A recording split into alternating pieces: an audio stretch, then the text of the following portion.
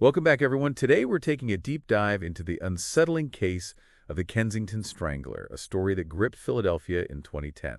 A case full of twists and turns, yeah. Exactly. And what makes it even more disturbing is the backdrop against which it unfolded. Kensington, right. Yeah, a neighborhood already grappling with crime and poverty. It really sets the stage for a chilling narrative. It adds a layer of, I guess you could say, complexity to the story. Absolutely. So to truly grasp the weight of these crimes, let's start with the victims, their stories. They're at the heart of this whole thing. Makes sense. The first victim, Elaine Goldberg, was just 21, a nursing student.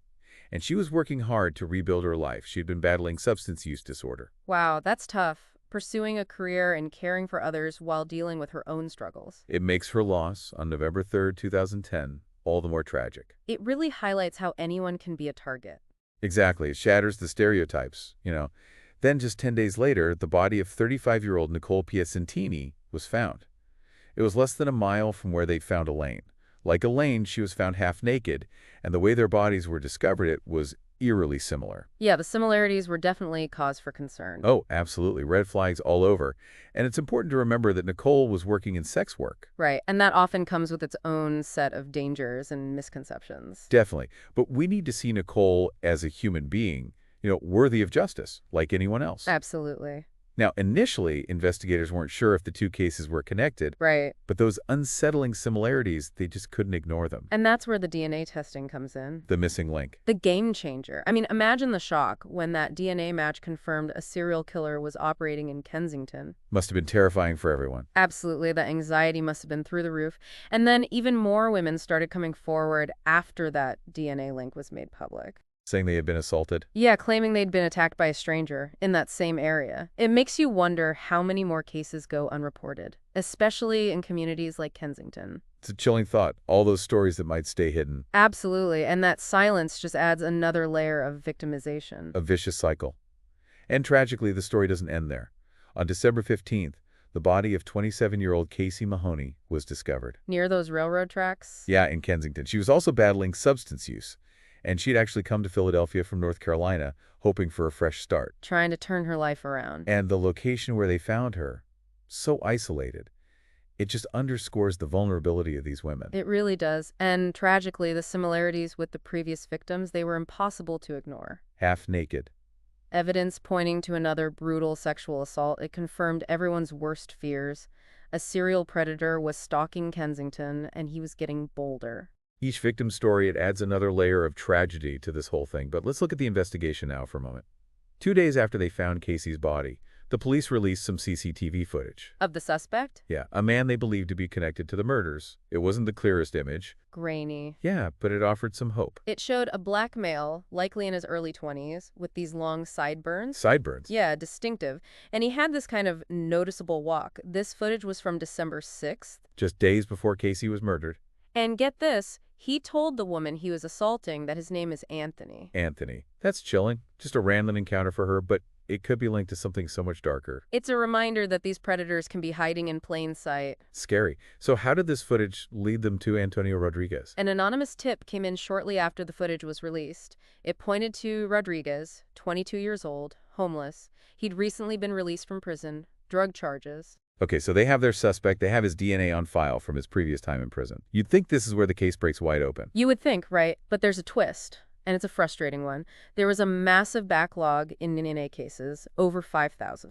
You're kidding. So Rodriguez's DNA? Wasn't analyzed and matched to the crime scenes until January 10th. Wait, so because of this backlog, a potential serial killer was just out there?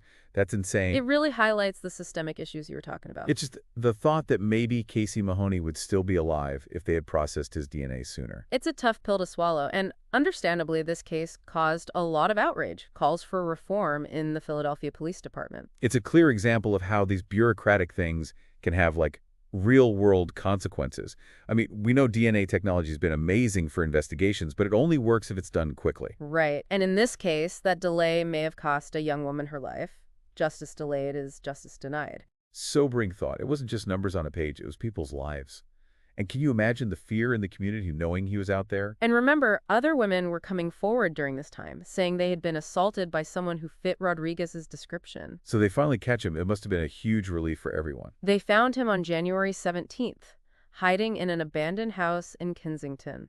after the DNA match came back. Wow, that's a picture. Did he confess? He confessed to everything. He even gave really specific, disturbing details about the crimes, about how he met the victims for sex work and then choked and beat them to death. Oh, God. And he admitted to having sex with their bodies after they were dead. That's just beyond comprehension. It's like a whole other level of cruelty. The confessions and that DNA evidence, it all painted a very, very dark picture. So it seemed pretty open and shut at that point, Mike. What happened at the trial? Well, we have to remember that Rodriguez had a history of mental illness.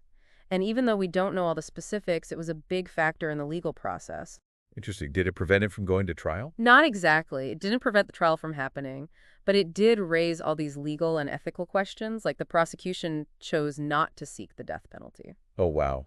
With crimes this brutal, I could see why that decision would be controversial. Right. But I'm sure they weighed a lot of factors, his mental state, how long and expensive the appeals would be if they did go for the death penalty.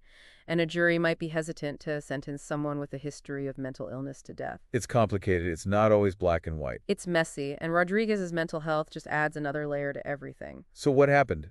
If they weren't going for the death penalty, how did the trial play out? Get this, Rodriguez waived his right to a jury trial. Whoa. Really? That's a big decision to make, especially when it's so much evidence stacked against you. I wonder what his lawyer's strategy was. His lawyer tried to get the confessions thrown out. They said the confessions were coerced or obtained improperly. Improperly? How? They claim that Rodriguez was vulnerable because of his mental state, that the police took advantage of him. It's something you see a lot in cases like this, but it's really hard to prove. Especially when there's so much other evidence. So did it work? It didn't. The judge said the confessions were admissible. So that was it then. What chance did he have at that point? Not much. It basically sealed his fate. Wow. So, guilty? Guilty on all counts. And it's a sentence. 3 consecutive life sentences, no chance of parole. Wow. He's never getting out. Nope. I mean, given what he did, it's understandable. It definitely brought a sense of closure, knowing he couldn't hurt anyone else. Right. But I can't imagine how the families of the victims feel. No amount of justice can really bring their loved ones back. It's true. Those scars run deep. For the families and for the whole Kensington community. It's hard time to think about the victims. They were all women who were battling substance use disorder. It just makes you think, are we doing enough as a society to protect those who are struggling? It's a question we all need to ask ourselves. Remember that article we discussed, the one about the lack of resources for people with addiction? It's a systemic issue. Yeah, that one really hit me hard. We need to do better, create a better safety net for those who are falling through the cracks. Treatment, housing, mental health services. We need to address the root causes and change how we view addiction. Stop judging, start supporting. And of course, we have to talk about law enforcement. That DNA backlog was a huge problem. Oh, absolutely. They need the resources to do their jobs effectively. This case really showed how things can fall apart. It did, but at least it started a conversation about real reform. Yeah, we have to face the reality. Sometimes the system fails the people who need it most. It's easy to get lost in the details, the shocking stuff, the legal back and forth. But we can't forget that these were real people. Elaine, Nicole, Casey. Their lives mattered. Their stories deserve to be remembered. And we can honor their memory by working to prevent these kinds of tragedies. Exactly. It starts with awareness, with empathy. This deep dive has been tough, but it's been really important. It's not just about the crimes themselves, but about the bigger picture, the societal issues. We all have a role to play in making things better. Any final thoughts? I would say this. Remember their names. Elaine Goldberg, Nicole Piacentini, and Casey Mahoney. Their lives mattered. And their deaths should remind us that we have to do better. We need to build a world where this doesn't happen, where vulnerable people get support, not taken advantage of. Powerful words. Well, that's about all the time we have for today. Thanks for joining us on this deep dive. We hope it's made you think, made you want to be part of the solution. Absolutely. Until next time, everyone.